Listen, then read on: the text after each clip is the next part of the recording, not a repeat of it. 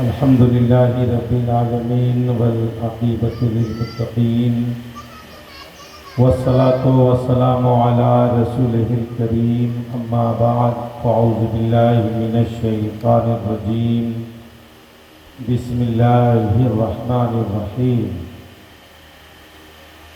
إن الدين عند الله الإسلام صدق الله مولانا العظيم وبلغنا رسوله النبي الأمين المكين الكريم ونحن على ذلك لمن الشاهدين والشاكرين والحمد لله رب العالمين۔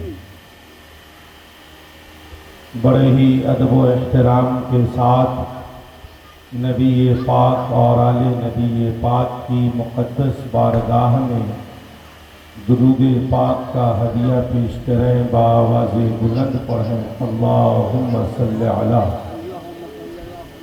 سیدنا و شفیعنا و مولانا محمد بارک وسلم، صلو علیہ صلاۃ و سلاما علیک یا رسول اللہ صلی اللہ تعالی علیہ وسلم۔ ذکر شہدائے کربلا کی مبارک و مسعود محفل میں ہم اور آپ شرکت کی سعادتیں حاصل کر رہے ہیں۔ مولا کریم ہم سب کی اس حاضری کو اپنی بارگاہ میں شرف قبولیت عطا فرما اور اس محفل پاک کی برکتوں سے ہم سبوں کو دنیا اور آخرت کی بے شمار بھلائیاں نصیب فرما۔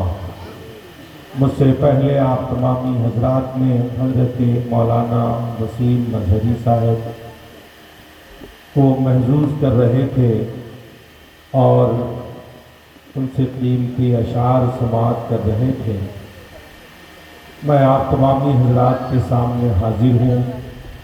اللہ رب العزت کا فرمان عالی شان ہے، ان الدین عند اللہ الاسلام، بے شک اللہ کے نزدیک دین اسلام ہے۔ حضرات محترم،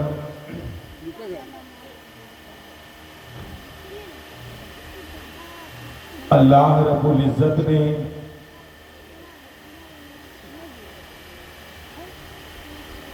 مذہب اسلام، دین اسلام کے دستور کی باتیں قرآن پاک میں محفوظ فرمائی اور اللہ کے پیارے رسول صلی اللہ تعالی علیہ وسلم نے اس قرآن پاک کو امت کے سامنے پیش کیا۔ ضرورت کے مطابق ان کو جب جیسی ضرورت آئی لہذا اس کے پیش نظر قرآن پاک کی قیمتی آیات کریمہ کو دنیا والوں کے سامنے پیش کیا گیا۔ لہذا ہم آپ پچھلے کئی رات سے محرم الحرام کے مبارک موقع پر یہ محفل پاک کو سننے کے لیے اکٹھا ہیں۔ میدان کربلا میں جو کچھ ہوا وہ ایسا نہیں تھا کہ وہ 2-3 دن میں ہو گیا یا 5-6 برس میں ہو گیا، 4-5 مہینے میں ہو گیا، نہیں، وہ 36 ہجری سے جو فتنہ شروع ہوا وہ بڑھتے بڑھتے بڑھتے بڑھتے اتنا بڑھتا چلا گیا کہ 61 ہجری میں امام حسین کی شہادت، اور 36 میں جو لوگ سامنے آئے اس فتنہ پروروں میں اکثریت ایسے لوگوں کی ہے کہ جن کو اللہ کے پیارے رسول صلی اللہ علیہ وسلم سے بڑی گہری دشمنی ہے۔ بہت سے لوگ اس میں حسد کرنے والے تھے، کیونکہ اس میں کچھ نصرانی بھی تھے، کچھ یہودی بھی شامل تھے، اور بہت سے خاندانی معاملات کے پیش نظر، کیونکہ عرب کی جو سب سے بڑی پرانی خرابی تھی وہ یہ تھی کہ وہاں خاندانی جھگڑا اتنا پچیلا جھگڑا تھا اور اتنا لیندی جھگڑا تھا یہ کہ اگر دادا مر رہا ہو تو اپنے پوتا کو وصیت کر کے جاتا تھا کہ جھگڑا کو بچا کے رکھنا، یعنی اگر ایک سے جھگڑا ہو جائے تو وہ پیڑھی در پیڑھی وہ جھگڑا چلتا رہتا تھا۔ اور اللہ کے پیارے نبی صلی اللہ علیہ وسلم نے اس جھگڑے کا خاتمہ سب کو ایک کر دیا تھا، اور سب ایک ہو کر آپس میں رشتہ داریاں ہو گئی تھی۔ اب جیسے حضرت عثمان غنی رضی اللہ تعالیٰ یہ بنی امیہ قبیلے تھے، اللہ کے پیارے رسول صلی اللہ علیہ وسلم نے اپنی دو شہزادیوں کا نکاح ان سے فرمایا، وہاں رشتہ داری کرنا، جو برسوں سے نا اتفاقی کا معاملہ چل رہا تھا، اللہ کے پیارے رسول صلی اللہ علیہ وسلم نے اس کو رشتہ داری میں بدلا، ہر طرح سے معاملہ ختم ہو چکا تھا۔ حضرت عثمان غنی رضی اللہ تعالیٰ عنہ کے زمانے میں مذہب اسلام دنیا کی سب سے بڑی سلطنت بن کے ابھرا، اور 1-2 برس نہیں 13 برس تک حضرت عثمان غنی نے خلافت کے باغ کو سنبھال دیا تھا، 13 سال۔ اور یہ 13 سال میں ظاہر سی بات ہے جب علاقہ بڑا ہوگا، ذمہ داریاں بڑی ہوں گی، تو اب اس میں لوگوں کی تعداد زیادہ ہو، ذمہ داروں کی تعداد بڑھے گی، گورنر بڑھیں گے، سپہ سالار بڑھیں گے، بیت المال کے ذمہ دار بڑھیں گے، نگرانی کرنے والے لوگ بڑھیں گے، فوجی دستے کے لوگ بڑھیں گے، ہر جگہ لوگوں کی ضرورت پیش آئے گی۔ تو اس میں حضرت عثمان غنی رضی اللہ تعالیٰ عنہ کے قریبی رشتہ داروں کی کثرت ہوئی۔ یہ جو رشتہ داروں کی کثرت ہوئی تو جسے گورنر بناتے، جیسے مصر کا گورنر، بصرہ کا گورنر حضرت عثمان غنی کے رشتہ دار سب۔ ایک ظالم آتا ہے درمیان میں، اس کا نام ہے عبداللہ ابن سبا، نام اس نے رکھا عبداللہ ابن سبا، مگر عبداللہ ابن سبا اس کا نام تھا نہیں، وہ اصل میں نصرانی تھا۔ اب وہ مسلمان بن کر آیا، پہلے مدینے پہنچا، دیکھا یہاں کسی کو نہیں بہکایا جا سکتا، مکے پہنچا، عراق پہنچا، کوفہ پہنچا، ہر جگہ کا چکر لگاتا ہوا وہ بصرہ پہنچا، اور اس ظالم نے ایک ایسا بیج بویا، حضرت علی کے چاہنے والے جتنے تھے ان سب سے اس نے کہا کہ حضرت علی کو خلیفہ بننا چاہیے نبی پاک کے بعد، مگر بننے نہیں دیا گیا۔ حضرت ابوبکر صدیق بنائے گئے، ان کے بعد بننا چاہیے تو عمر فاروق بنائے گئے، ان کے بعد بننا چاہیے تو حضرت عثمان غنی بنائے۔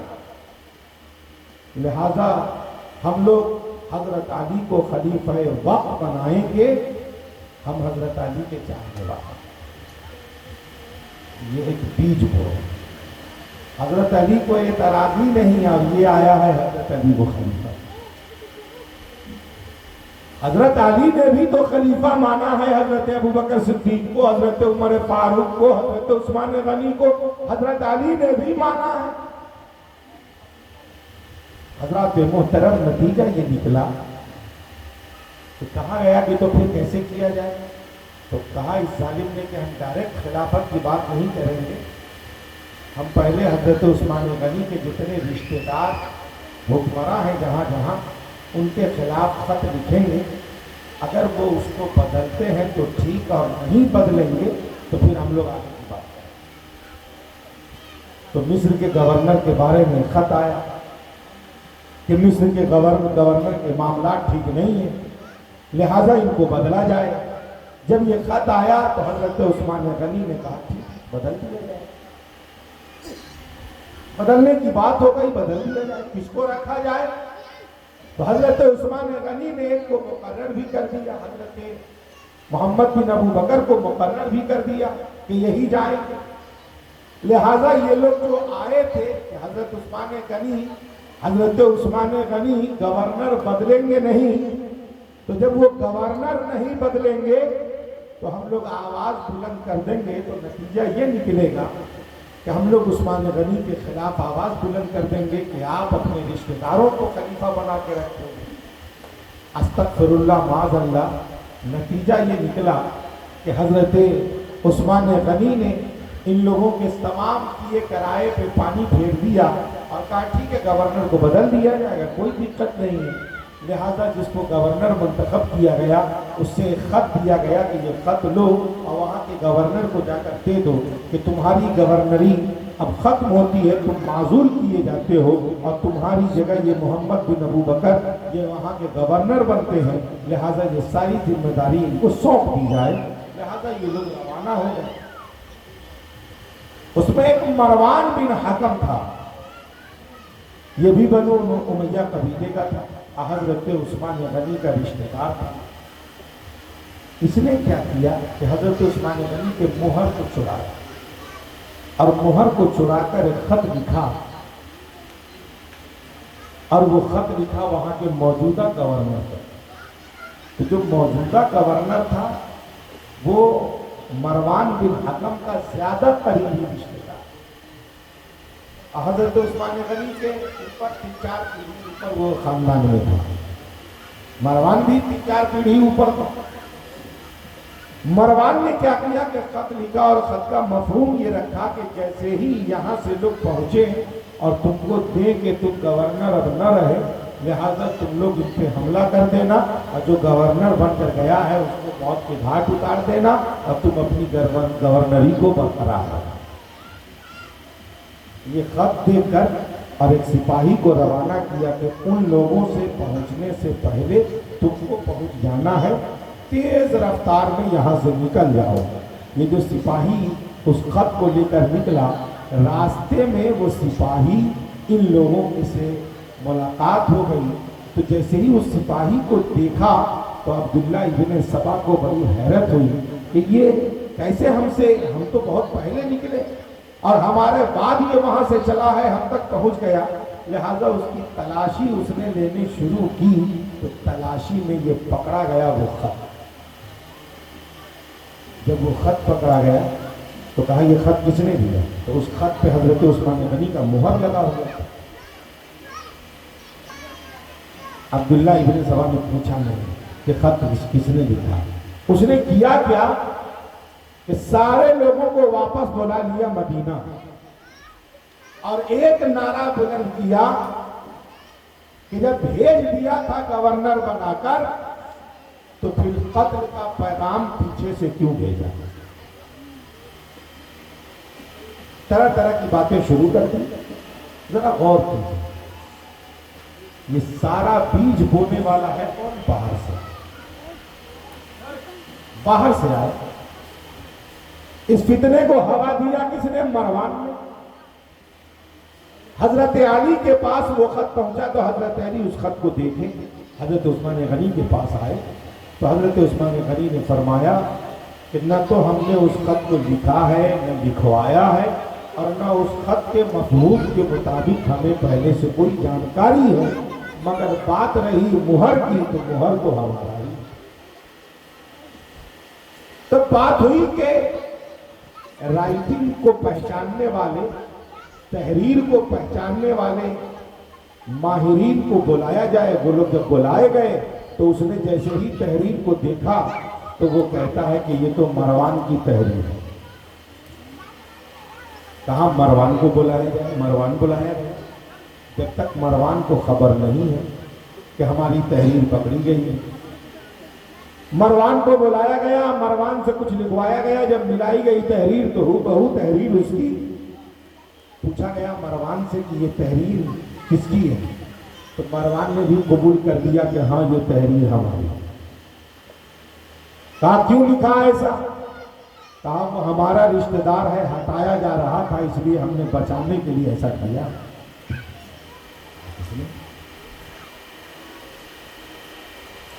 اب یہ لوگ بزید ہو گئے کہ حضرت عثمان غنی اپنے عہدے سے الگ ہو گئے. 40 دن تک ان ظالموں نے حضرت عثمان غنی کے گھر کو گھیر لیا. کتنے دنوں تک؟ کیوں گھیرا گھر کو؟ کیا ضرورت تھی؟ ان لوگوں کا وہی مطالبہ حضرت عثمان غنی کے خلاف. تو کیا مدینے میں اور کوئی تھے نہیں؟ حضرت علی تھے، حضرت طلحہ تھے، حضرت عبداللہ ابن زبیر تھے، حضرت ابو زبیر تھے، بڑے بڑے صحابی تھے. ام المومنین حضرت عائشہ صدیقہ موجود تھی. سب نے چاہا کہ ان لوگوں کو مار بھگایا جائے، مگر حضرت عثمان غنی یہی فرماتے کہ مدینے کے تقدس کو ہم پامال نہیں ہونے دیں. مدینہ میں جب لڑائی منع ہے تو لڑائی نہیں ہوگی. جب اللہ کے نبی نے منع فرمایا کہ مدینہ میں کسی کا خون نہ بہایا جائے تو ہم اپنے فوجیوں کو لگا کر کسی کا خون نہیں بہائیں گے. مدینے سے کسی کو دھکا مار کے نہ نکالا جائے، ہم انہیں نہ نکالیں گے. لہذا 1-2 دن نہیں، 40 دن کی یہ مدت ہے. اب یہاں پہ غور سے سنو. 4 لوگ دیوار پھاند کر حضرت عثمان غنی کے گھر میں اترے. کتنے لوگ اترے؟ اس میں ایک ہے حضرت محمد بن ابو بکر، حضرت ابو بکر کے شہزادے. جب یہ اترے تو حضرت عثمان غنی قرآن کی تلاوت کر رہے ہیں. حضرت عثمان غنی نے حضرت محمد بن ابو بکر کو جب کہا کہ تم بھی آئے ہو، تو پھر وہ واپس ہو گئے. وہاں ٹھہرے گئے، ترنت گئے، ترنت واپس آ گئے. اب یہ جو 3 ظالم تھے، راویوں کا اختلاف ہے، انہی تینوں نے مل کر حضرت عثمان غنی کو حالت روزہ میں ان کے گھر میں نہایت ہی ظلم و ستم کے ساتھ 40 دن تک حضرت عثمان غنی کا دانا پانا بند تھا. دن تک وہ گھیر کے رکھے. حضرت عثمان غنی کا یہ 40واں روزہ تھا. اب دیکھ لیا تھا کہ اللہ کے پیارے رسول صلی اللہ علیہ وسلم نے خوشخبری سنا دی ہے کہ آج افطار ہمارے ساتھ ہے. آدھا دن پورے ہو چکے. حضرت عثمان غنی کی شہادت ہو گئی.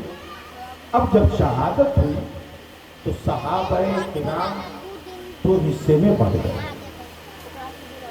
ام المومنین حضرت عائشہ صدیقہ، حضرت طلحہ، حضرت زبیر اور دیگر بڑے بڑے صحابہ کا یہ مطالبہ ہونے لگا کہ حضرت عثمان غنی کے قتل کا بدلہ لیا جائے. مطالبہ ہونے لگا. حضرت علی کرم اللہ وجہہ الکریم بھی چاہتے تھے کہ بدلہ لیا جائے.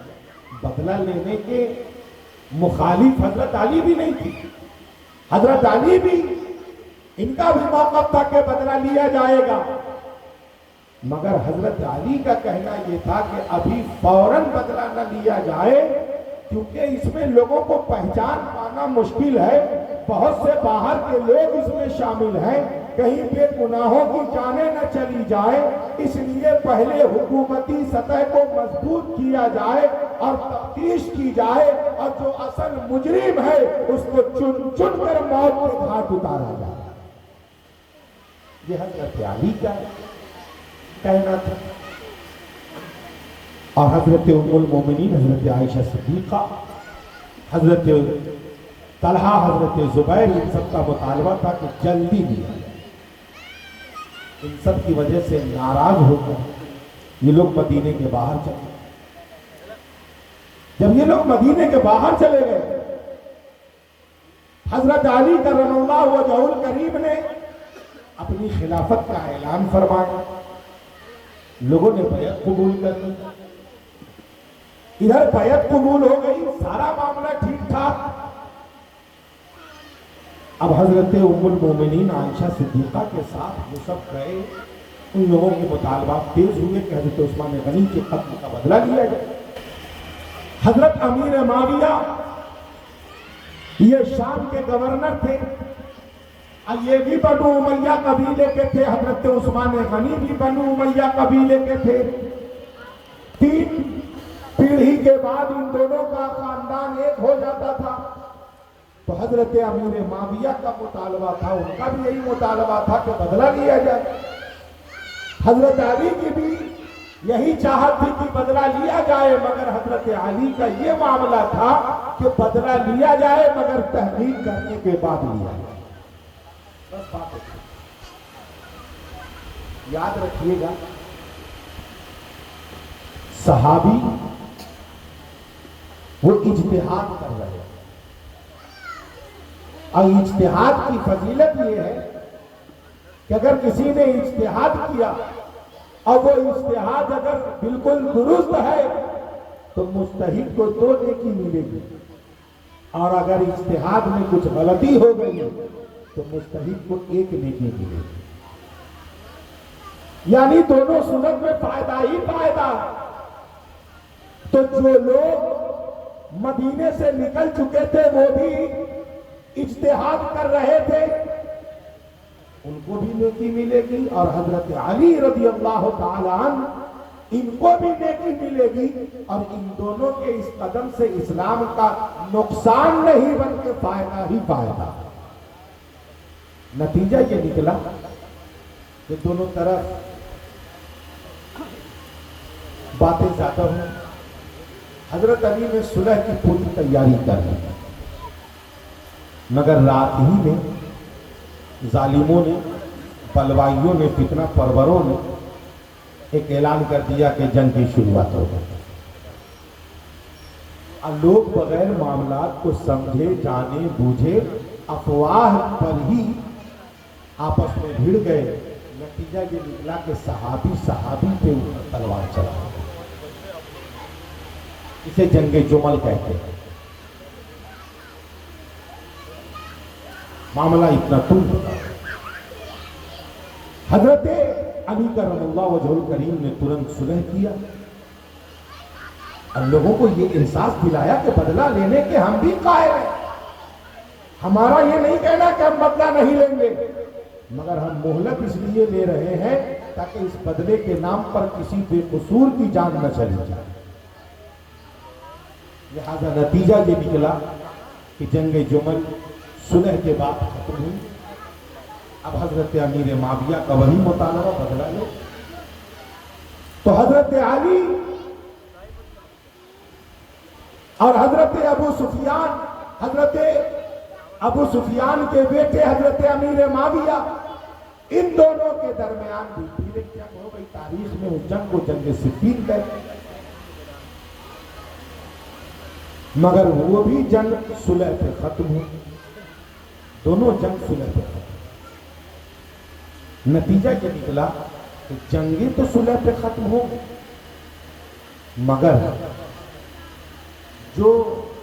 جن کے رگوں میں اسلام کی نفرت خون کی شکل میں دوڑا دی گئی تھی، وہ لوگ اپنے فتنے سے باز نہیں آئے۔ نتیجہ اتنا بڑھ گیا کہ حضرت علی کرم اللہ وجہ الکریم پر حملہ ہو گیا۔ یہ دیکھیں کہ سارے جھگڑے کو ختم کر دیے، اتنا بڑا معاملہ۔ اب ذرا سوچئے آپ کہ حضرت ام المومنین عائشہ صدیقہ اور ان کے ساتھ جو صحابی ہیں ان سے حضرت علی اور ان کے چاہنے والوں کے درمیان میں جنگ، حضرت امیر معاویہ اور حضرت علی کے چاہنے والوں میں جنگ، ذرا سوچیے اگر یہ سب آپس میں ہی لڑتے رہتے تو اسلام تو اسی طرح سے لڑتے لڑتے آپس میں ہی لوگ ختم ہو جاتے۔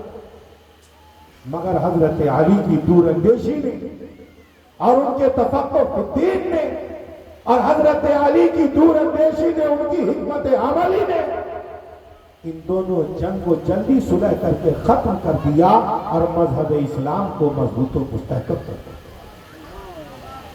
اب دیکھیے جن لوگوں کو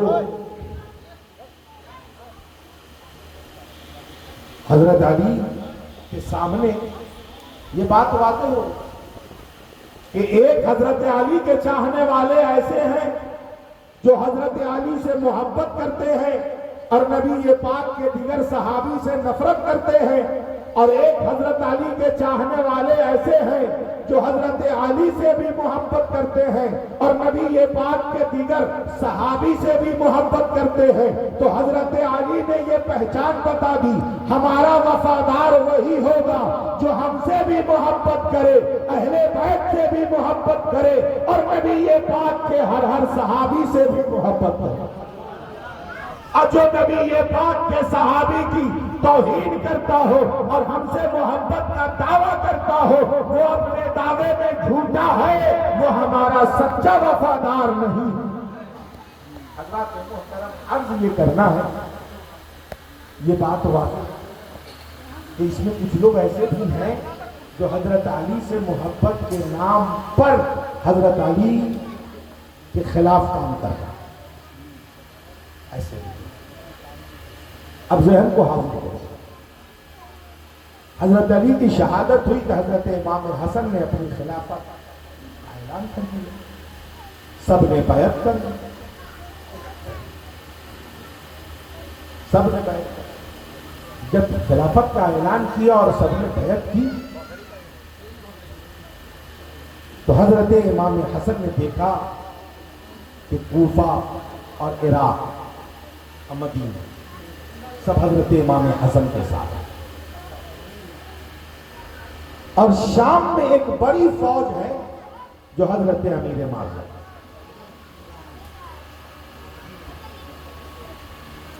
اور ایک بات آئی کہ حضرت امیر معاویہ کو حکومتی امور کے سنبھالنے کا تجربہ پرانا ہے، بات صحیح بھی، ایک زمانے سے وہ گورنر رہے ہیں،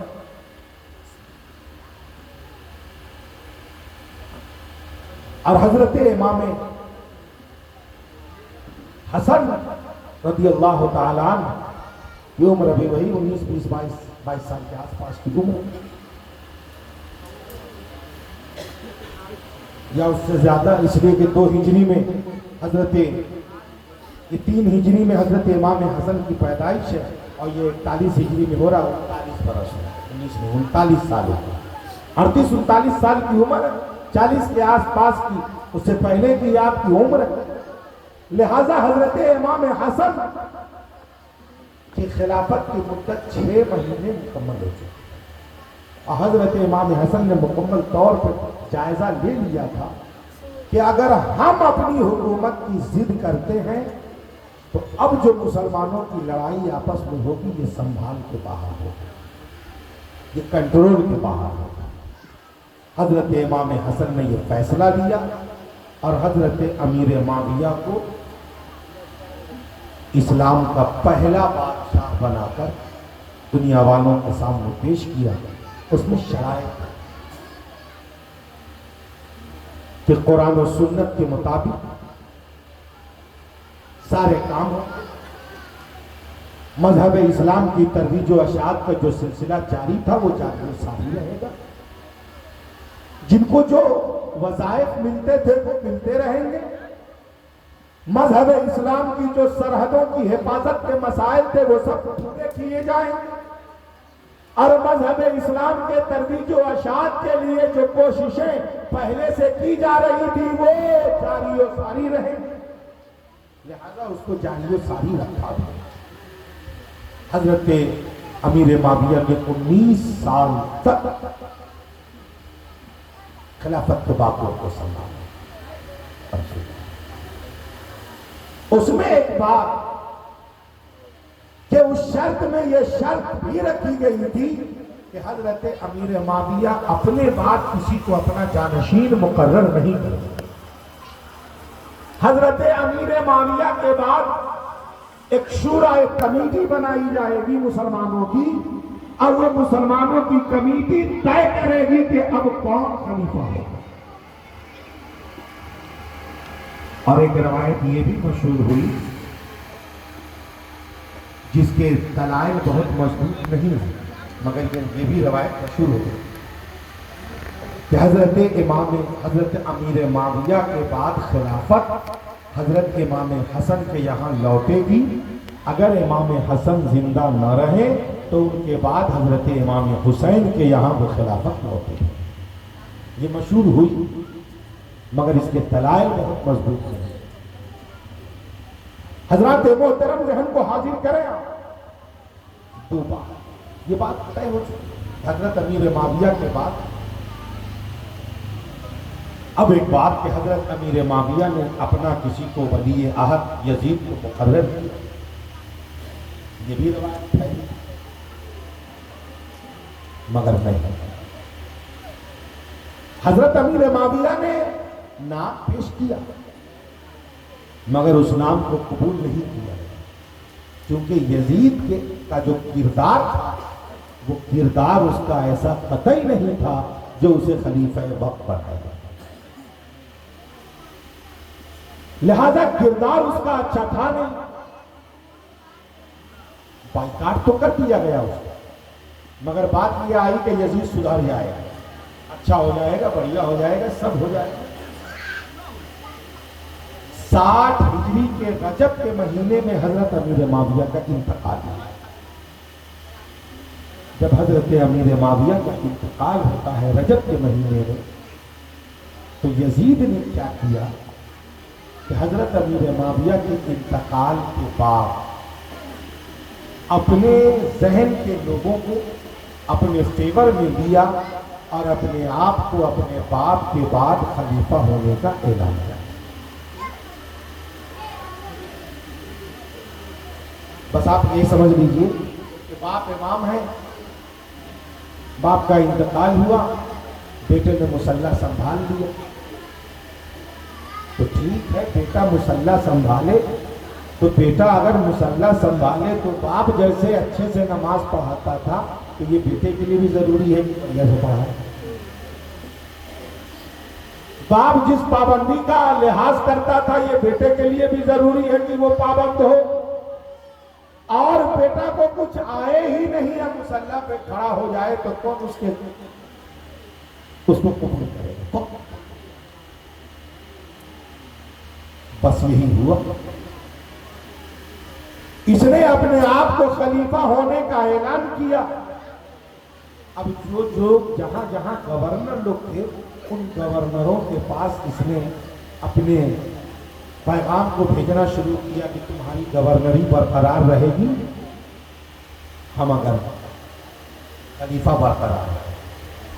تو کس کو بھیجا کہ کتنے کمینے ٹائپ تھے جن کا نکال باہر ہونا طے تھا. اپنے طور پہ اس نے محاذ آرائی شروع کر دی اور نتیجہ یہ نکلا کہ اس کو پتا تھا کہ حضرت امام حسن، حضرت عبداللہ ابن زبیر اور دیگر چند صحابہ ایسے ہیں، حضرت عبداللہ ابن عمر، حضرت عبد الرحمن بن ابو بکر، حضرت ابن عباس، یہ سب ایسے ہیں کہ جب تک یہ ہماری بیعت قبول نہ کریں گے ہماری خلافت مضبوط نہیں ہوگی. مگر اس نے یہ بھی سوچ لیا کہ چلو پورے اسلام پہ ہمارا قبضہ نہ ہو تو کم سے کم ہم 2-4 ملک پہ تو قبضہ میں رہیں. اکثر یہی ہوتا کہ چل پورا گاؤں ساتھ نہیں رہا تو کیا ہوا، 20 آدمی تو ساتھ رہے گا نا، ہمارے طرف 50 آدمی رہے گا، ادھر 10 آدمی رہے گا.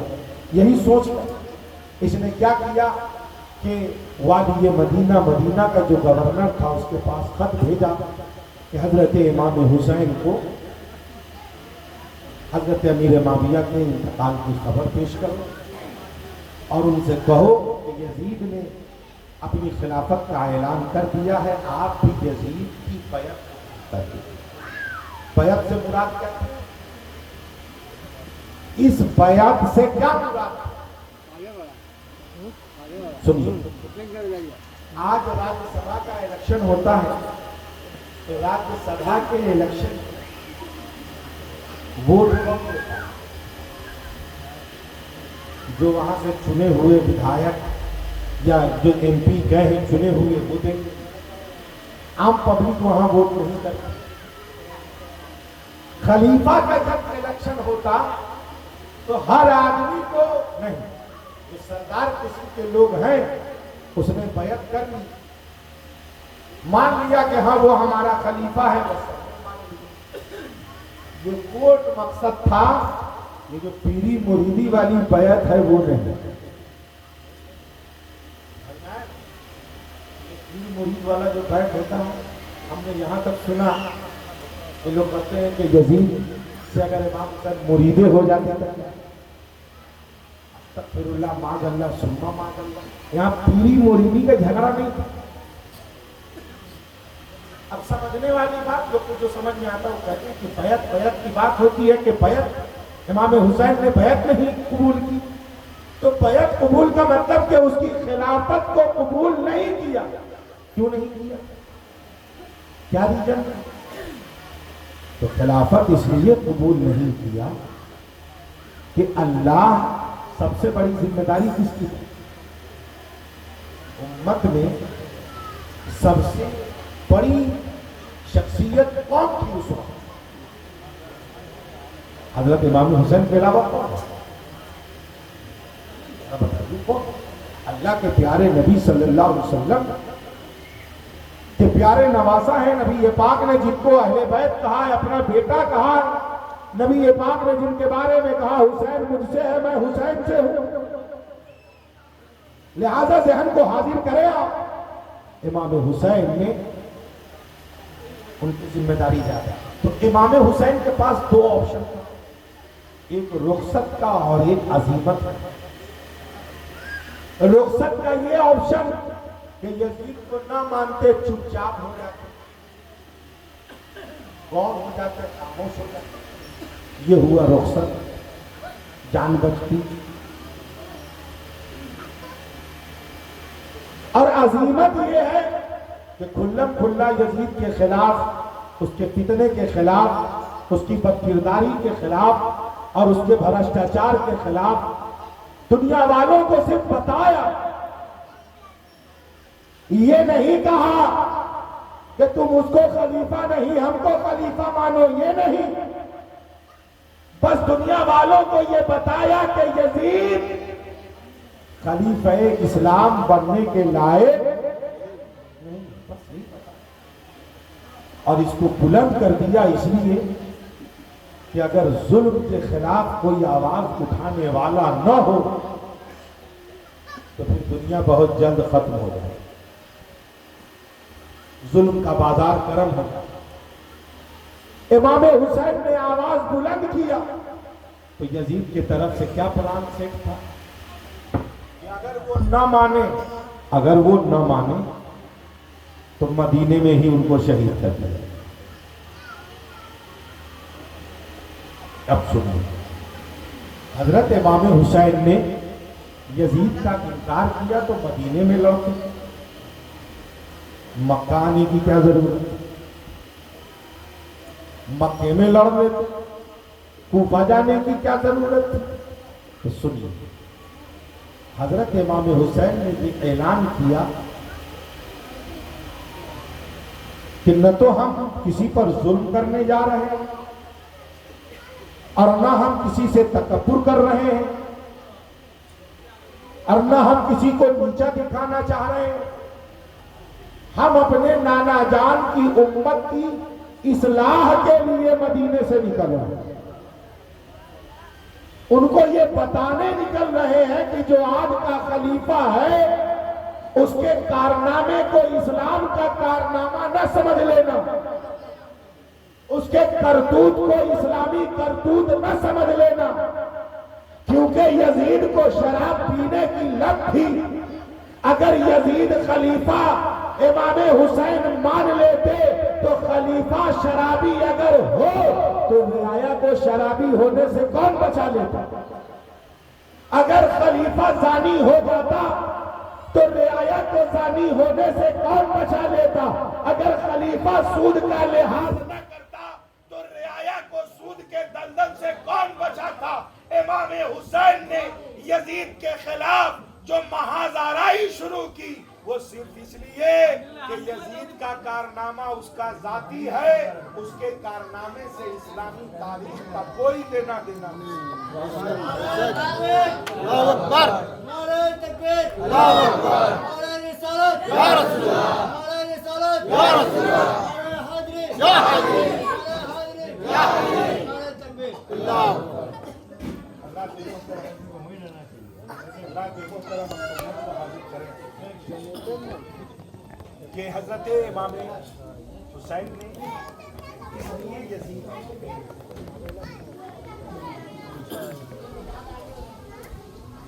کے خلاف آواز کا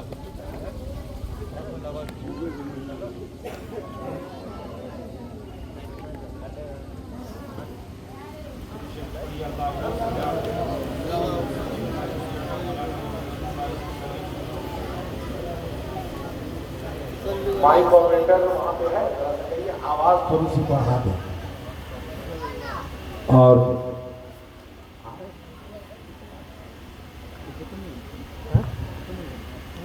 ہلو، درود شریف پڑھیے، اللہم صلی علی سیدنا و شفیعنا مولانا محمد بارک وسلم، صلو علیہ صلاۃ و سلام علیہ یا رسول اللہ صلی اللہ علیہ وسلم۔ تھوڑی سی آواز بڑھائی، ذہن کو حاضر کریں۔ آپ دیکھیے سوشل میڈیا کا زمانہ ہے، آج کل یہ بھی پڑھنے کو ملتا ہے، ایک صاحب کو دیکھا لکھے ہوئے ہیں کہ اتنے سارے صحابی تھے، وہ لوگ یزید کے خلاف کیوں نہیں ہیں؟ یہ دیکھیے پاگل پن، وہ لوگ کیوں نہیں آئے؟ امام حسین 72 تھے، لاکھوں کی تعداد میں مسلمان تھے، وہ سب کیوں نہیں آئے؟ جو نہیں آئے کیا وہ مجرم ہیں؟ نہیں، ان کے ساتھ شریعت کی ایک اصطلاح موجود ہے کہ وہ رخصت پہ تھے، اس راستے پر تھے، ان کے پاس اسلام نے یہ آپشن دیا، اسلام نے یہ آپشن دیا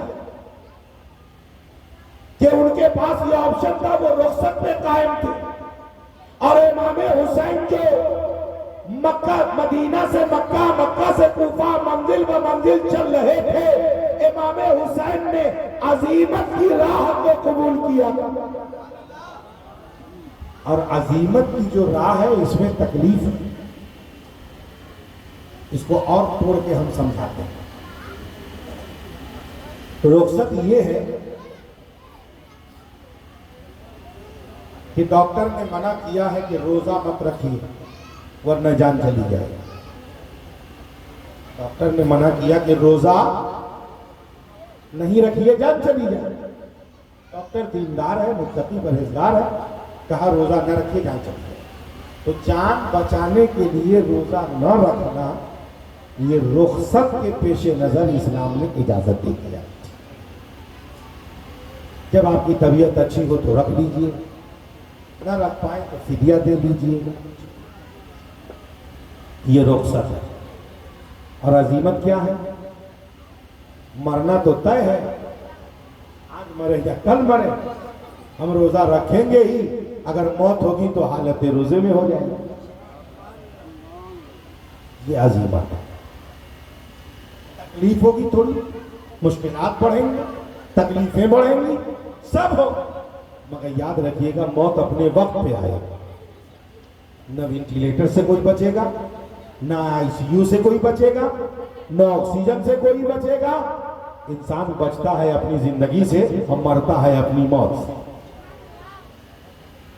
نہ تو دشمنی میں کوئی موت کو جلدی بلا دیتا ہے، اور نہ کوئی دوستی میں انسان زندگی کو بڑھا دیتا ہے، یہ اپنے وقت پر ہے۔ امام حسین نے عزیمت کی راہ قبول کی، کہ ہمیں پتا ہے ہمارے بچے شہید ہوں گے، مگر دنیا والوں کو یہ پتا چل جائے گا کہ یزید اسلام کے نام پر، مسلمان کے نام پر خلیفہ تو تھا، مگر یزید کا کارنامہ اسلامی کارنامہ نہیں تھا،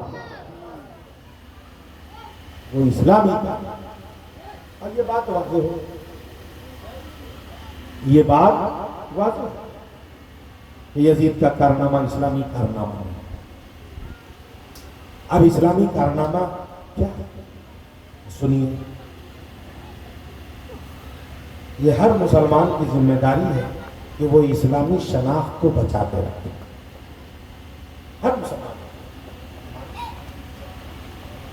کیا ہے اسلامی شناخت، کیا ہے اسلامی پہچان؟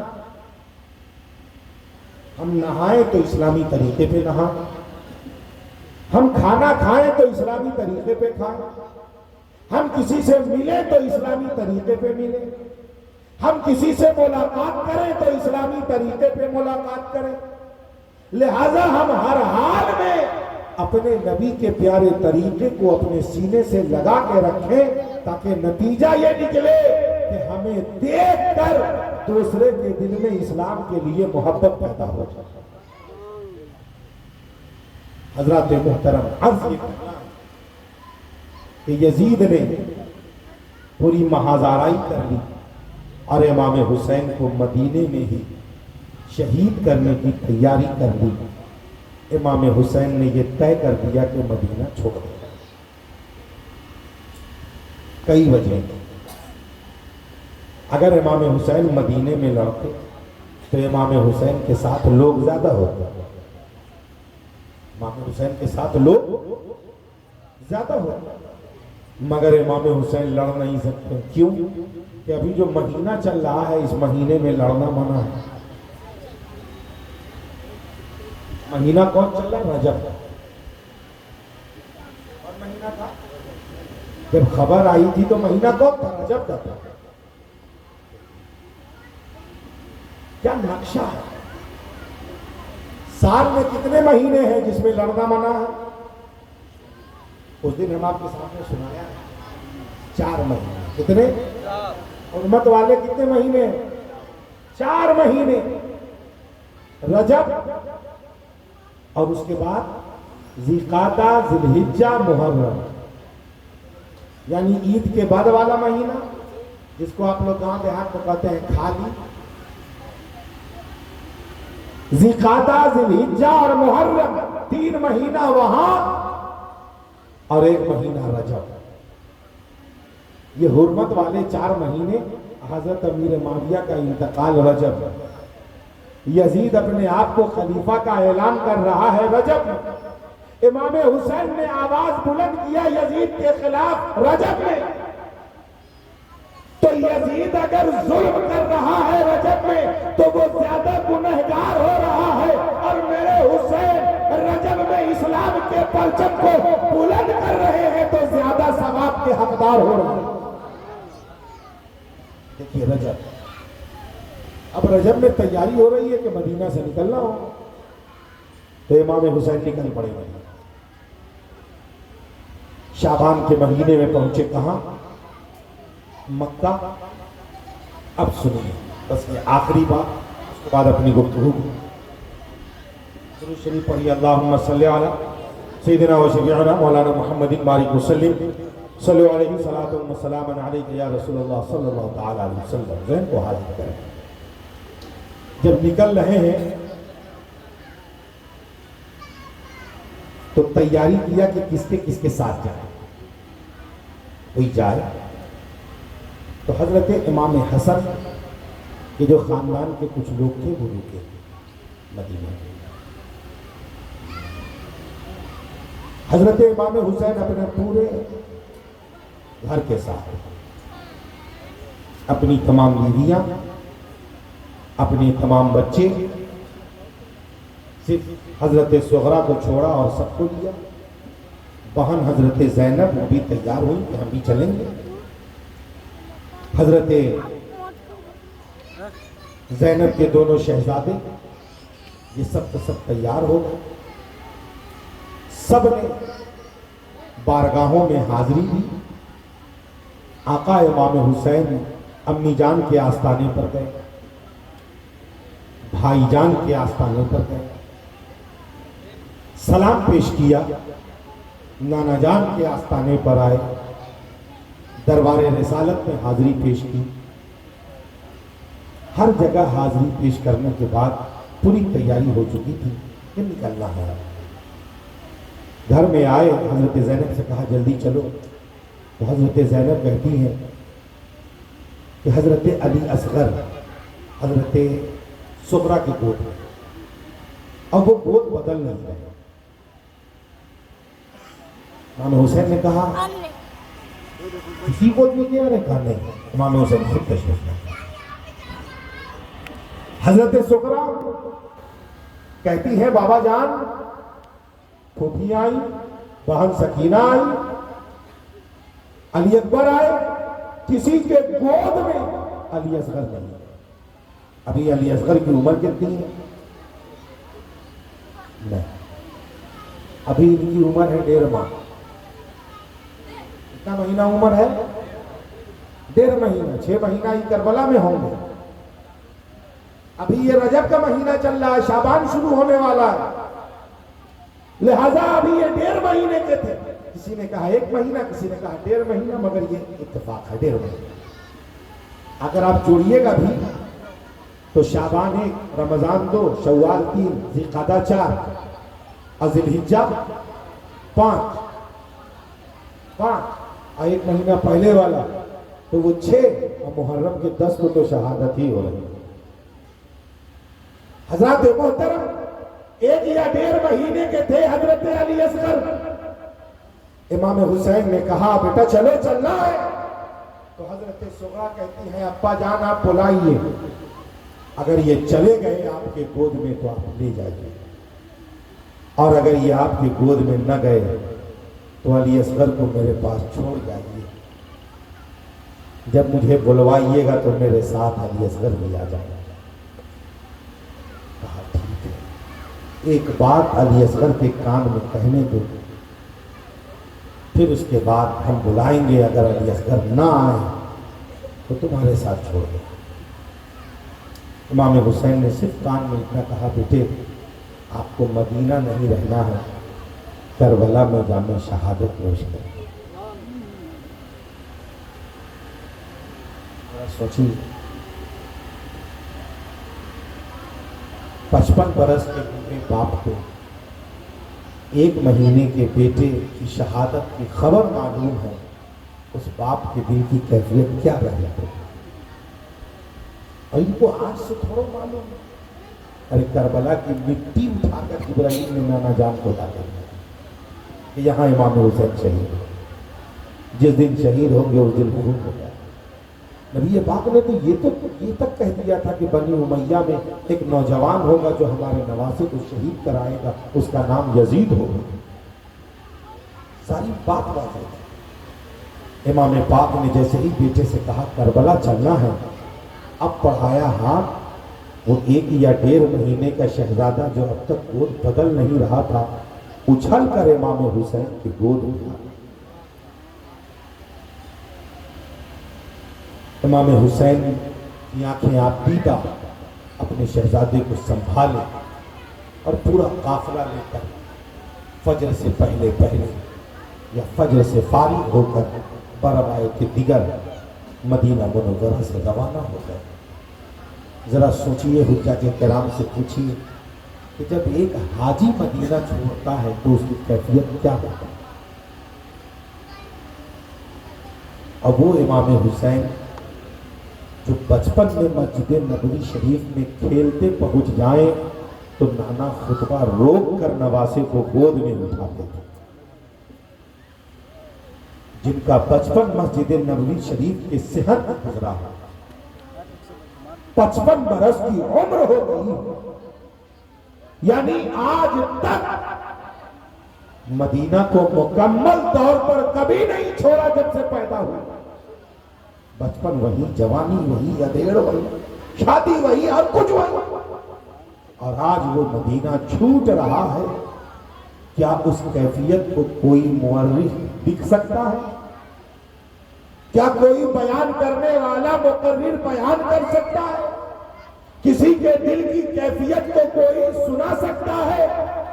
بس اتنا سمجھ لیجئے کہ جب ہم آپ جیسا ایک گنہگار مصطفیٰ جان رحمت کا امتی جب اس دربار میں حاضری دے اور وہاں کی جدائی جب گنہگار برداشت نہیں کر پاتا ہے، اور وہ تو مصطفیٰ جان رحمت کے جگر کے ٹکڑا تھے، ان کی کیفیت کیا رہی ہو، کیا منظر رہا ہوگا؟ مگر چھوڑ کیوں رہے تو سنیے، ہجرت کا کتنا سال تھا؟ بولیے ہجری کا کون سال تھا؟ 60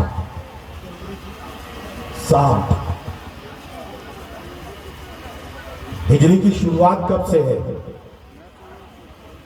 یعنی جب سے امام حسین مدینہ تشریف لائے، نبی پاک جب سے مدینہ تشریف لائے وہیں سے ہجری کی شروعات ہے، یعنی محرم آئے ربیع الاول میں کاؤنٹ کیا گیا محرم سے، یعنی 60 سال نبی پاک کو ہوئے ہجرت مکمل، اس میں سے 11 نکال دیجیے، کیونکہ 11 سال تک نبی پاک مدینہ منورہ میں حقیقی زندگی میں رہے، 11 ہجری میں وصال ہوا، تو 60 میں 11 نکالی کتنا ہوتا ہے؟ 50، کم و بیش 50 کہا جا سکتا ہے۔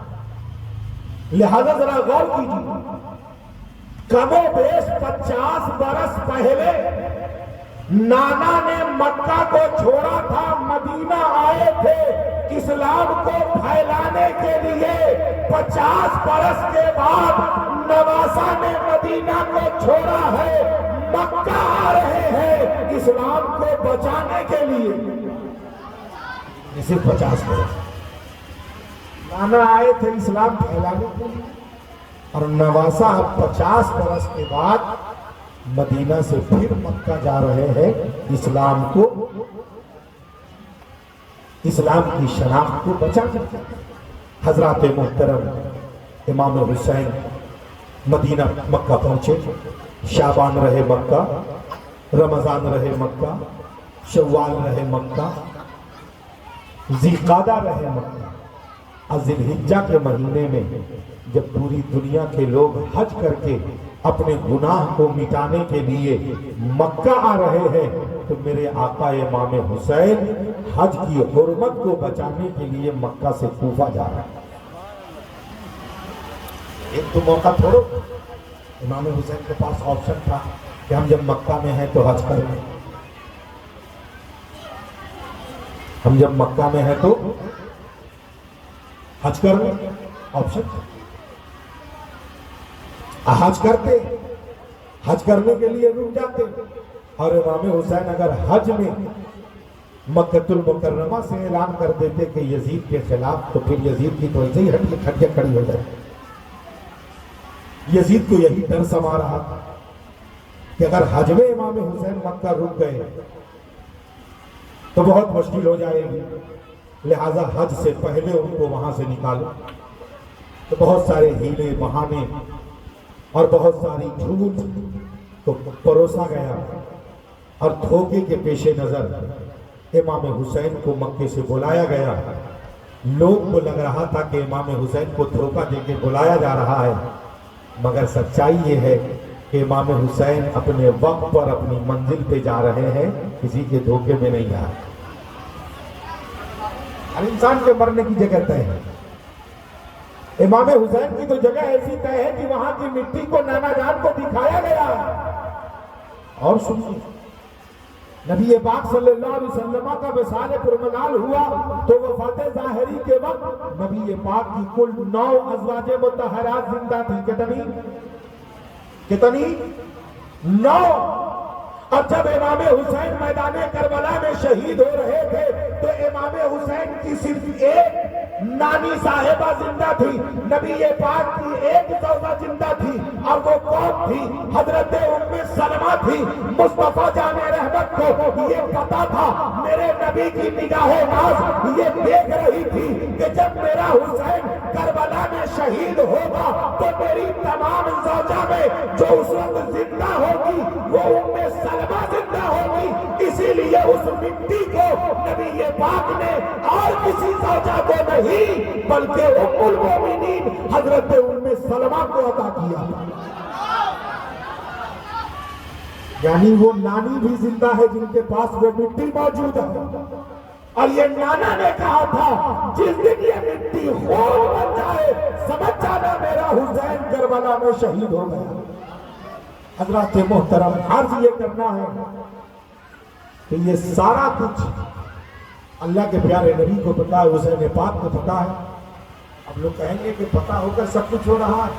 हाँ, वो तो ज़िलहिज्जा के महीने में हजरत इब्राहिम को भी पता था कि इस्माइल को ज़बह करेंगे तो जान चली जाएगी। हजरत इस्माइल को भी पता था कि अब्बा छुरी चलाएंगे तो जान चली जाएगी, मगर फिर भी अल्लाह की रजा के लिए बाप भी तैयार था छुरी चलाने के लिए, और बेटा इस्माइल भी तैयार था छुरी चलवाने के लिए। वहाँ अल्लाह की रजा का मामला था, और यहाँ अल्लाह उसके रसूल की रजा के लिए मज़हब इस्लाम के परचम को बुलंद बाला करने का मामला था। तो यहाँ सबको तैयार, इमाम हुसैन को पता था कि सब शहीद होंगे, बाद में हम शहीद होंगे, सब होगा, मगर इमाम हुसैन को ये पता था कि हमारी शहादत रायगा नहीं जाएगी, और शहादत इमाम हुसैन की बरकत ये होगी, शहादत इमाम हुसैन का असर ये होगा कि यजीद नाकाम हो जाएगा और मजहब इस्लाम का परचम बुलंदोबाला हो जाएगा। फिर इंशाअल्लाह अज़ीज़ कल मुलाकात होगी और मजीद आगे की बातें होंगी। वमा तौफीक़ी इल्ला बिल्लाह। अस्सलामु अलैकुम व रहमतुल्लाह। खड़े होकर सलात व सलाम।